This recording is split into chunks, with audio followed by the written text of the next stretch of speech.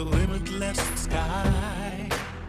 I am the inspiration that led success soar high.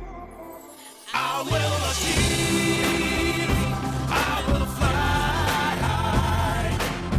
I am the I in SBI. I'm backed by the nation's trusted bank, SBI, the banker to every Indian. Hello and welcome to the Business Standard Banking Show. I am Ruchika Chitravanshi. In this show, we bring you the latest and most important news from the banking world. Our cover story today is about the funding winter in the fintech industry. We will be joined by Manish Shah, MD and CEO of Godrej Capital, for our banker's view. Our Banking for You segment will explain how NPCI's new charge on e-wallets affects us. Later, our consulting editor, Tamal Bandyopadhyay, joins us to discuss the latest monetary policy. And of course, at the end of the show, we tell you the results of last week's poll and this week's poll question. The fintech sector has been hit by a decline in funding, or what we call the funding winter. Is this funding winter finally over? Aryaman Gupta gets us the answer and more details in our cover story.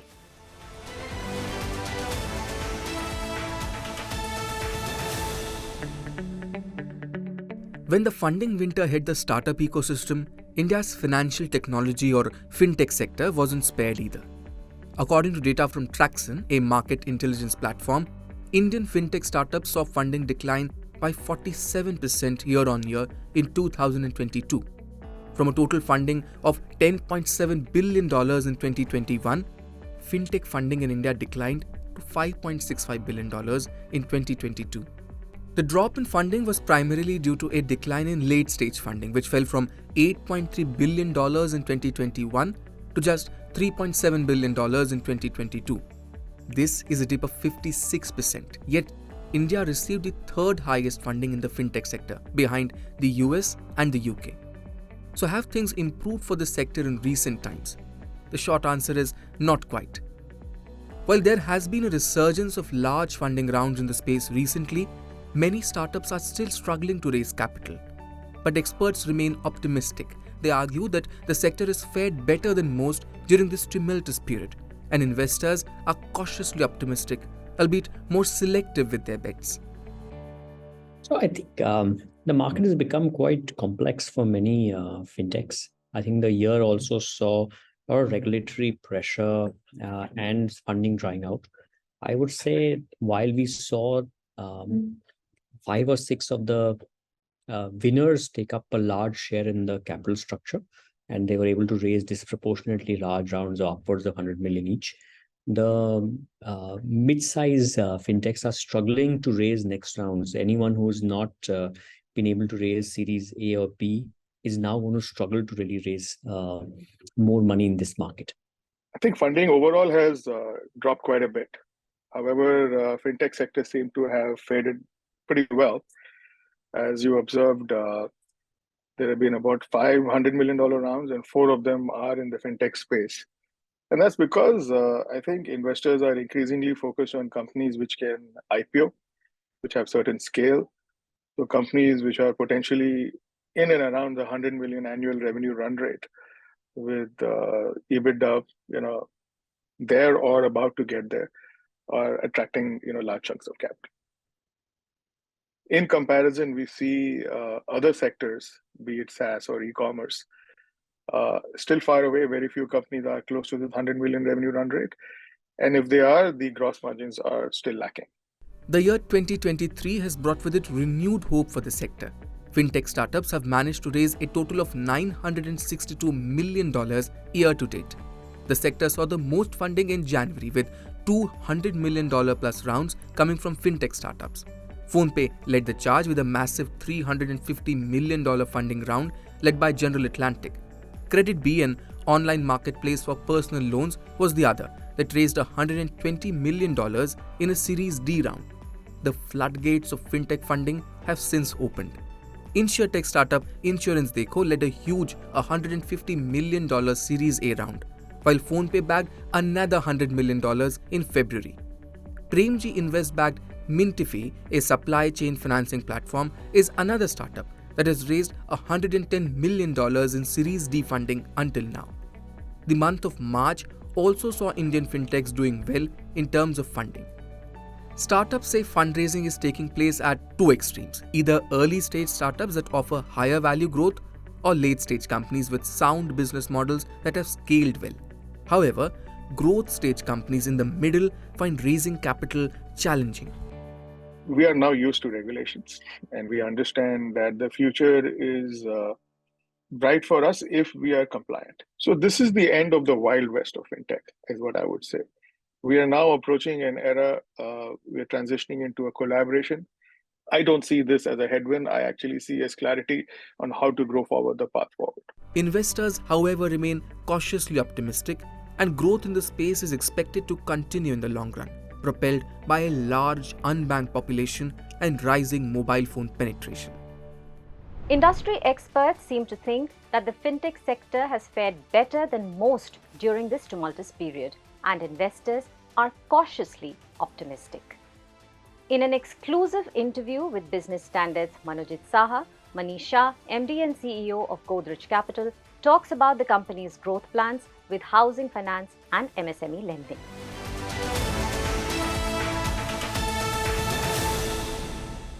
The latest business conglomerate to enter the financial services segment is Godrej Industries.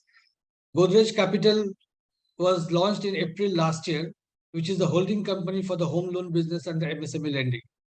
Manish Shah, MD and CEO of Godrej Capital, is here with us today to talk about the company's growth plans.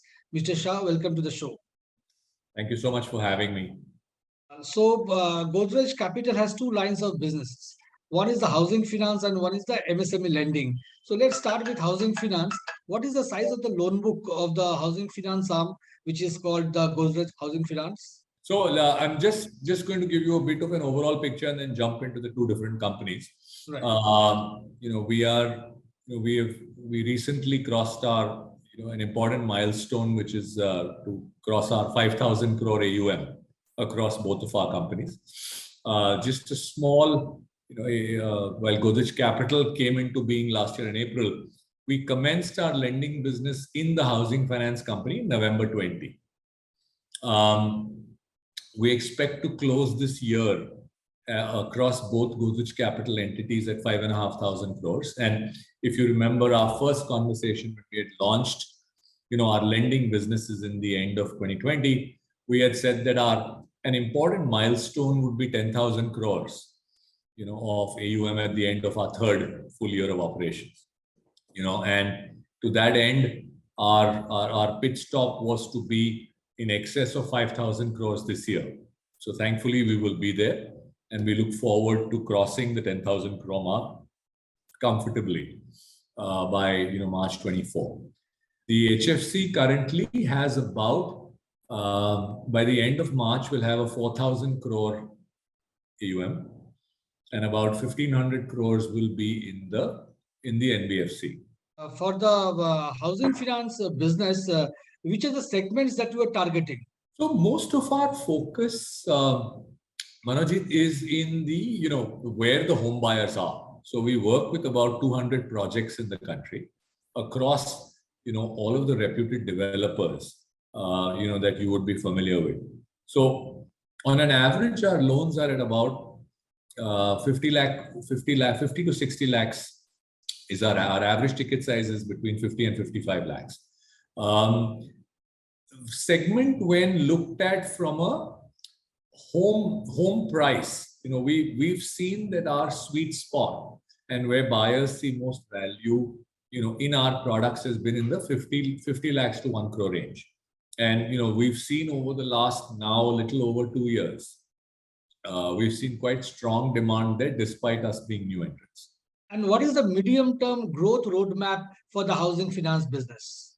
Manojit, we actually, while I know that your sort of mode of distinction is to look at company and company B, we look at it much more from a Godrej Capital perspective. Correct. And there are two operating entities. Correct. But we really look at it as saying, when we look at customer ecosystems, how do we serve these ecosystems?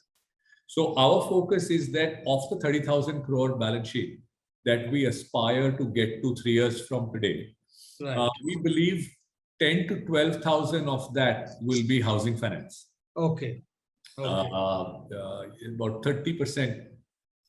I'm sorry, I misstated that. Between 35 to 40% will be on the housing finance side. So my mistake, please pardon me. 15 to 16,000.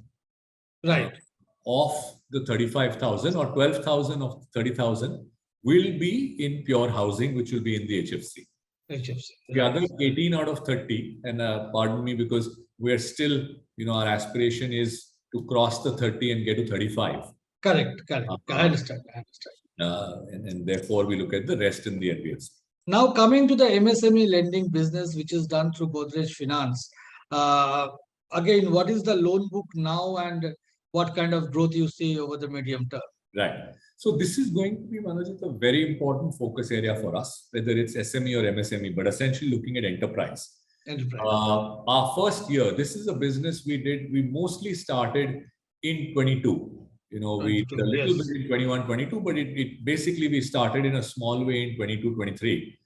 This year, we have in every business, our first goal is to look at starting small, demonstrating, because seeing what is the value we can add to customers. We got our first 1,000 customers this year in the small business SME side. This is all secured. We have 1,000 customers, about 1,500 crores this year will be our book. Going forward in Godrej Finance, and specifically looking at SME, MSME, where this year is going to be a very big area of focus for us, where we are going from 1,000 customers to 10,000 customers this year. Right. And from 1,500 crores AUM to over 5,000 crore AUM in just MSME, SME alone. In FY24. Yes, 23-24, absolutely. A very large part of our focus is going to be product portfolio expansion so that you can service the need of the customer. So we started off only with secured loans against property. Right. We've just launched earlier this month, we've launched our unsecured working capital loans, our business loan business. And later this year, we'll look at supply chain. So in growing our customer, first we want to look at growing our customer offering. Today on an average, our loan against property is at 1.5 crores, but there is a very large customer segment that would look at business expansion, capital expenditures, but have smaller properties against which they'd like to borrow, at 50 lakhs, for example. On the other hand, not for every business use, you do not want a secured loan. There is not a property each time you want 10, 15 or 25 lakhs. You can't be mortgaging a property. Hence the working capital business loan, which is for shorter tenure, more for working capital. Later in the year, we'd also like to launch the much more shorter term supply chain finance, which is your invoice discounting, etc. So one is the product basket. Second is for us to grow, our geographical presence. Correct. We started with 5 cities. Last year, we took it to 11. This year, we will add another 19 locations. So we'll be in 30 locations with multiple products. On that note, it was a pleasure talking to you, Mr. Sir. Thank you for speaking to Business Standard. A pleasure being here. Thank you for having me. While the rising interest scenario continues to be a challenge, Shah points at the consequent softening of demand in the near term. However, he believes navigating the challenges will be easier because of the large market and small size of the company. The National Payments Corporation of India has set the interchange fee at 1.1% for merchant transactions initiated using a prepaid payment instrument such as mobile wallets on the Unified Payments Interface Network. What does it mean for consumers like you and me? Raghu Mohan explains.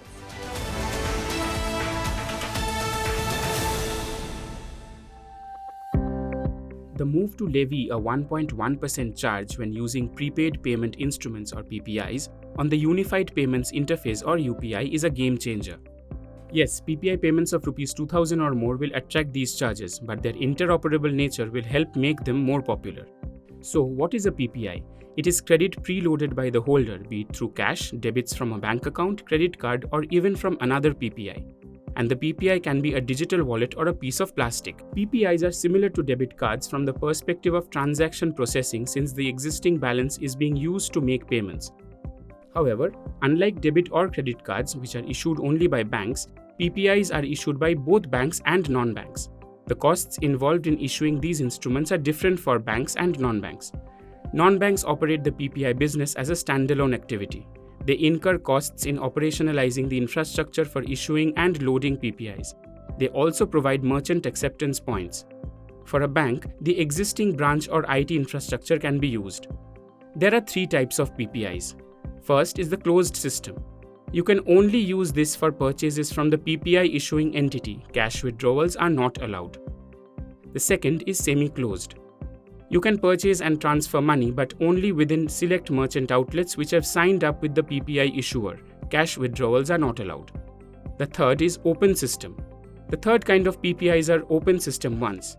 Debit and credit cards are also PPIs. While debit cards are linked to a customer's bank account, credit cards are funded by banks.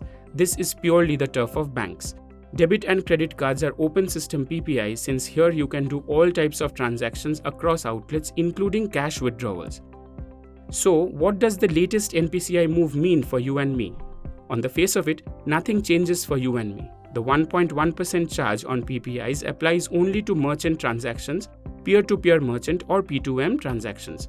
There are no charges for bank account to bank account payments. Such transactions are called peer-to-peer or P2P transactions. So, it may not affect you and me. But it is to be seen how merchants react to the charge. Will they pass it on to the customer by loading it to the retail price of what is being sold? The new charge on PPI transactions may mean that non-bank issuers will have to relook at the product given its implication for the revenues of the merchant outlet. I am the blue of the limitless sky. I am the inspiration that lets success soar high. I will achieve, I will fly high. I am the I in SBI. I'm backed by the nation's trusted bank, SBI, the banker to every Indian. So we do not know yet as to how merchants will react to this charge and whether they will pass it on to the customer. Earlier this morning, the Reserve Bank of India released its latest monetary policy. I spoke with our consulting editor, Tamal Bandyopadhyay, about his views on the RBI's policy. Here's the chat.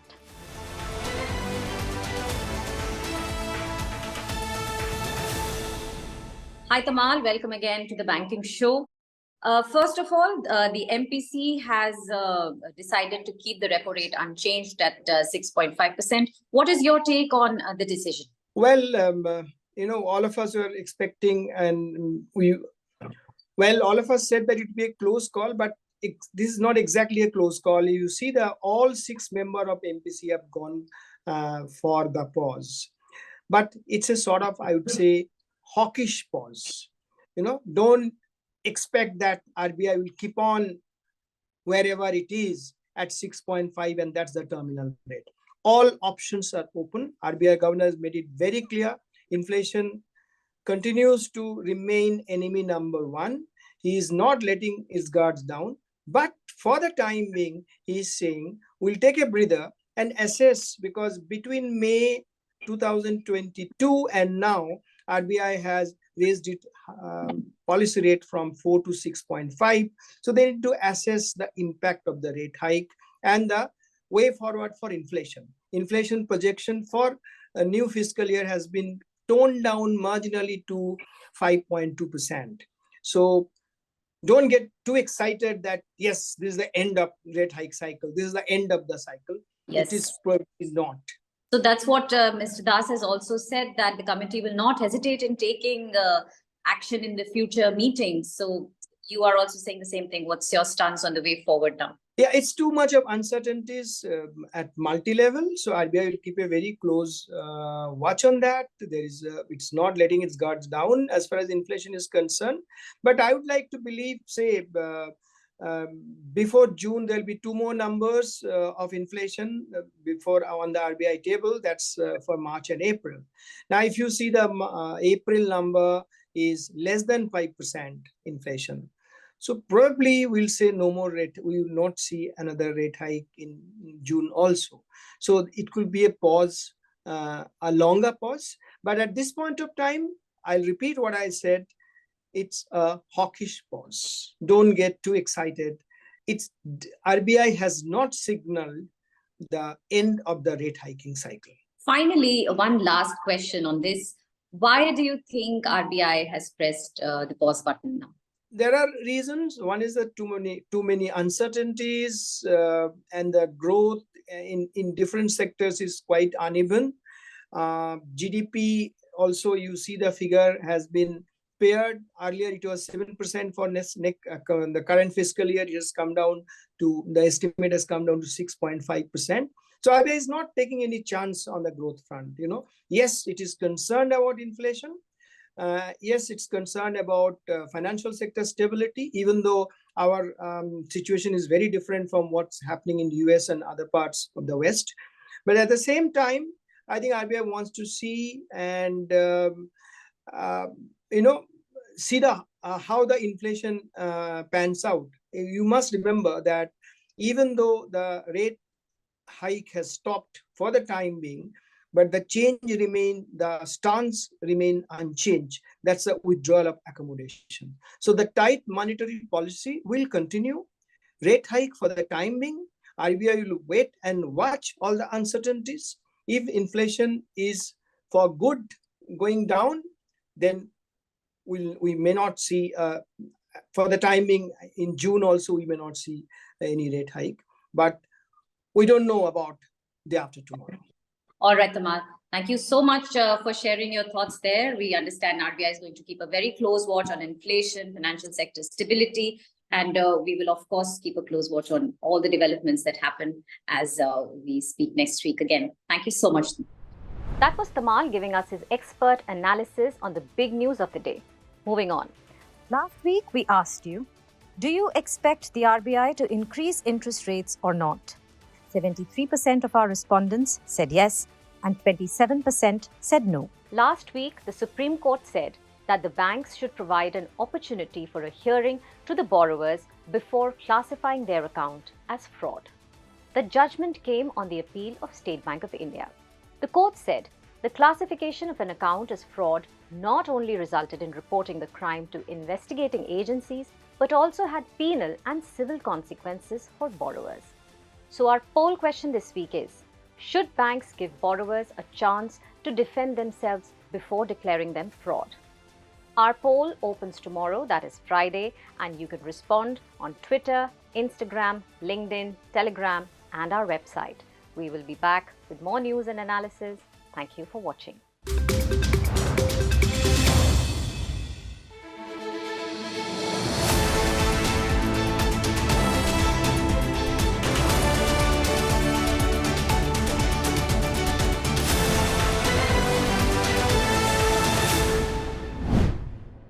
If you like this video, share it and subscribe to Business Standard. For more news, views and insights, log on to www.business-standard.com. Do also follow us on YouTube, Twitter, Facebook, Instagram, Telegram and LinkedIn. I am the blue of the limitless sky. I am the inspiration that led success soar high. I will achieve, I will fly high. I am the I in SBI. I'm backed by the nation's trusted bank, SBI, the banker to every Indian.